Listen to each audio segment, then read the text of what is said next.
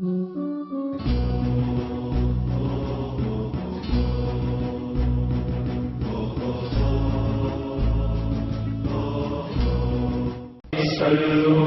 علیہ وآلہ بلغ العلا بکمالہ کشف الدجی بجمالہ حسن جمیع خصالہ صلوا علیہ وآلہ۔ اعوذ باللہ من الشیطان الرجیم، بسم اللہ الرحمن الرحیم۔ السلام علیکم محترم سامعین، کتاب فضائل مصطفیٰ صلی اللہ علیہ وآلہ وسلم جو کہ جناب سید علی شیر نقوی صاحب نے تحریر فرمائی ہے، آج 26ویں حصے میں اس کتاب کے باب نمبر 5 یعنی معراج مصطفیٰ صلی اللہ علیہ وآلہ وسلم کے عنوان بنی اسرائیل اور امت محمدی کے زاہدوں کا تقابل سے کرتے ہیں۔ زاہدوں کا مقام عظمت اور ان کی نشانیوں کو جاننے کے بعد پیغمبر خدا صلی اللہ علیہ وآلہ وسلم نے خدا کی بارگاہ میں عرض کی، اے میرے رب، مجھے بتا کہ میری امت کے زاہد زیادہ ہیں یا بنی اسرائیل کے؟ اللہ تعالیٰ نے فرمایا، اے میرے حبیب، بے شک بنی اسرائیل کے زاہدوں کی تعداد تیری امت کے زاہدوں کی تعداد کے مقابلے میں ایسے ہے جیسے کسی سفید گائے کے ماتھے پر کالے بال اگے ہوتے ہیں۔ پیغمبر خدا صلی اللہ علیہ وآلہ وسلم نے عرض کی، اے میرے رب، یہ کیسے ممکن ہے کیونکہ بنی اسرائیل کی تعداد میری امت کی تعداد سے زیادہ ہے۔ اللہ تعالیٰ نے فرمایا، اے میرے حبیب، کیونکہ انہوں نے یقین کرنے کے بعد شک کیا اور حقیقت کا اقرار کرنے کے بعد انکار کیا۔ پیغمبر خدا صلی اللہ علیہ وآلہ وسلم فرماتے ہیں کہ میں نے جب یہ سنا تو شکر خدا ادا کیا اور حمد و ثناء باری تعالی بجا لایا اور دعا کی کہ پروردگار ان کی حفاظت فرما اور ان پر اپنی رحمتیں اور برکتیں نازل فرما۔ اگلا عنوان ہے تقوی اختیار کرنے پر تاکید۔ معراج کے موقع پر خدا تعالی اور اس کے حبیب کے درمیان سوال و جواب کا سلسلہ جاری تھا کہ خدا تعالی نے اپنے حبیب کو تقوی اختیار کرنے کی تاکید کی۔ وہ اس طرح کی، اللہ تعالی نے فرمایا، اے میرے حبیب احمد، تجھ پر واجب ہے کہ تقوی اختیار کرو کیونکہ اصل دین تقوی ہے، وسط دین بھی تقوی ہے اور آخر دین بھی تقوی ہی ہے، کیونکہ پرہیزگاری سے ہی انسان اللہ کا قرب حاصل کرتا ہے۔ اے میرے حبیب احمد، تقوی مومن کے لیے زینت ہے اور دین کا ستون ہے۔ اس کی مثال کشتی کی مانند ہے، کیونکہ جس طرح سمندر میں سے کوئی بھی کشتی کے بغیر نجات حاصل نہیں کر سکتا، اسی طرح زاہد بھی تقوی و پرہیزگاری کے بغیر کامیاب نہیں ہو سکتا۔ اے میرے حبیب احمد، کوئی ایسا نہیں جو میری عبادت کرے اور میرے لیے خشوع کرے یعنی مجھ سے ڈرے، اور ہر چیز اس کے آگے خشوع نہ کرے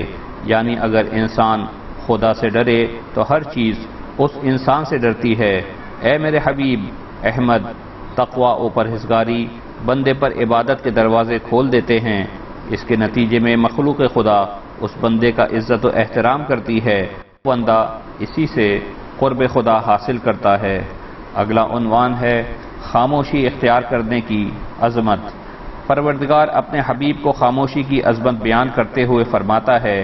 اے میرے حبیب احمد، تم پر واجب ہے کہ خاموشی اور کم گوئی اختیار کرو، کیونکہ کامیاب ترین محافل و مجالس وہ ہوتی ہیں جن میں صالحین اور خاموش رہنے والے افراد شرکت کرتے ہیں، اور ناکام ترین وہ محافل و مجالس ہوتی ہیں جن میں لغو اور بیہودہ باتیں کرنے والے ہوتے ہیں۔ اگلا عنوان ہے عبادت کے 10 حصوں میں سے 9 طلب رزق حلال میں ہیں۔ پروردگار عالم رزق حلال کمانے کی عظمت کو بیان کرتے ہوئے فرماتا ہے، اے میرے حبیب احمد، بے شک عبادت کے 10 حصے ہیں، ان 10 حصوں میں سے 9 حصے حلال رزق کمانے میں ہیں، کیونکہ اگر تم نے اپنی خوراک و مشروب مال حلال سے فراہم کیے تو تم میری حفاظت اور حمایت میں رہو گے۔ پیغمبر خدا نے عرض کی، پروردگارا، افضل ترین عبادت کون سی ہے؟ پروردگار نے فرمایا، اے میرے حبیب، افضل ترین عبادت خاموشی اور روزہ داری ہے۔ پیغمبر خدا نے پھر عرض کی، اے میرے رب روزہ رکھنے کے اثرات کیا ہیں؟ پروردگار نے فرمایا روزہ کی بدولت انسان کو حکمت حاصل ہوتی ہے، حکمت کی وجہ سے انسان کو معرفت حاصل ہوتی ہے، اور معرفت کی وجہ سے یقین کی دولت ملتی ہے، اور جب بندہ یقین کی منزل حاصل کر لیتا ہے تو اسے کوئی پرواہ نہیں ہوتی کہ وہ صبح کیسے کرتا ہے، سختی میں یا آسانی میں۔ اگلا عنوان ہے موت کے وقت مومن کی شان۔ پروردگار نے معراج کے موقع پر اپنے حبیب صلی اللہ علیہ وآلہ وسلم کو موت کے وقت مومن کی شان سے آگاہ کیا۔ جو شخص دنیا میں اللہ کے احکام کی پاسداری کرتے ہوئے اور روز جزا میں حساب کے خوف سے گناہ سے بچتا رہتا ہے، فرشتے اسے موت کے وقت جنت کی بشارت دیتے ہیں اور حوض کوثر سے بھرے ہوئے جام پلاتے ہیں۔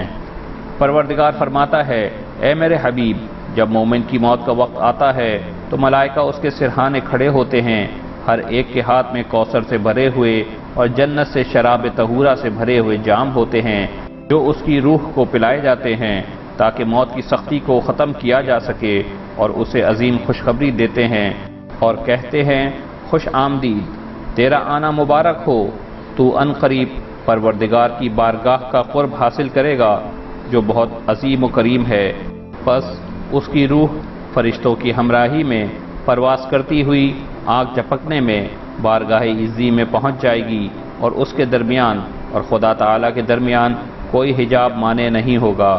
پروردگار اس سے ملاقات کا مشتاق ہے اور اسے عرش کے کنارے پر بٹھایا جائے گا، اور پھر اس سے کہا جائے گا تو نے دنیا کو کیسے چھوڑا؟ وہ روح جواب دے گی اے میرے خدا مجھے تیری عزت کی قسم اور تیرے جلال کی قسم، مجھے دنیا میں کوئی علم نہیں تھا، جب سے تو نے مجھے خلق کیا ہے میں تجھ سے ڈرتا تھا۔ اللہ تعالیٰ فرمائے گا اے میرے بندے تو نے سچ کہا، جسمانی طور پر تو دنیا میں تھا لیکن تیری روح میرے ساتھ تھی، تیرے تمام راز و نیاز کا مجھے علم تھا اور تیرے ظاہری اعمال میری نظر میں تھے۔ آج جو تو چاہتا ہے مانگ تاکہ میں تجھے دوں، خواہش کر تاکہ اسے پورا کروں۔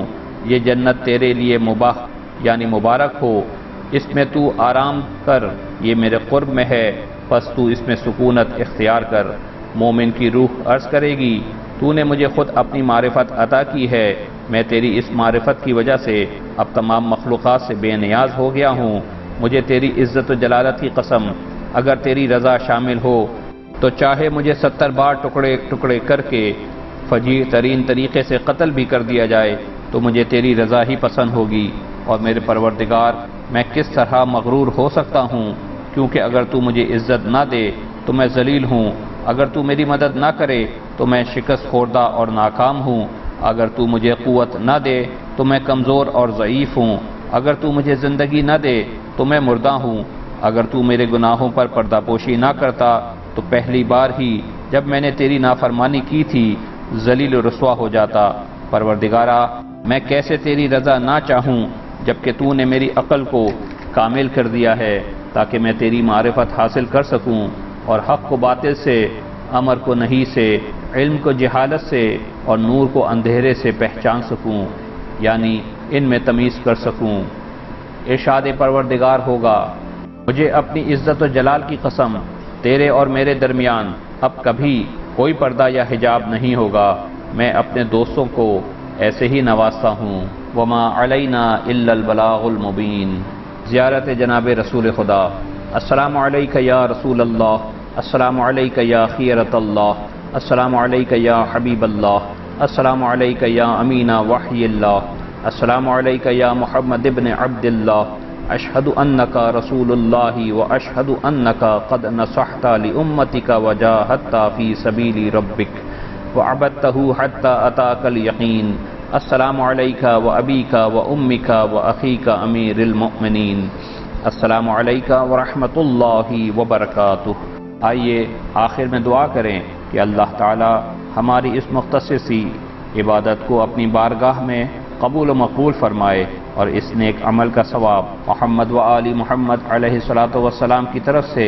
تمام سامعین کو اور کل مرحومین مومنین مومنات اور شہداء کو عطا فرمائے، الہی آمین۔ اللہم ارزقنی شفاعت الحسین یوم الورود، اللہم صل علی محمد و آل محمد۔